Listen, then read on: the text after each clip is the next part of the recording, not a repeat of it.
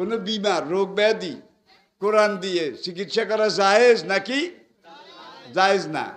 চিকিৎসা করার পরে যদি রুগী ভালো হয় উজরত পারিশ্রমিক, এটা জায়েজ নাকি না জায়েজ? ফিরে যাওয়ার পরে এখন এনাদের যিনি সেনাপতি জেহাদে যাচ্ছিলেন, জেহাদে সেনাপতি সূরা ফাতিহা 7টা আয়াত পড়ে ফু দিছে, তাকে কবিলার সর্দার পুরা সুস্থ হয়ে গেছে। সুস্থ হয়ে যাওয়ার পরে বকরি একবার এরা ছোড়ে চাইছে, বেশি চায় নাই, হাজার হাজার ঝাঁকে ঝাঁকে লাখে লাখে নিয়ে এটা হাইলব কে, রাখবে কে?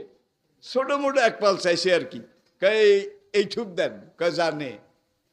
পুরা যুদ্ধের কাজ অভিযান শেষ করে মদিনায় ফিরে আসা পর্যন্ত প্রত্যেক দিন এগুলো জবাই করেছে আর খেয়েছে, জবাই করেছে আর খেয়েছে।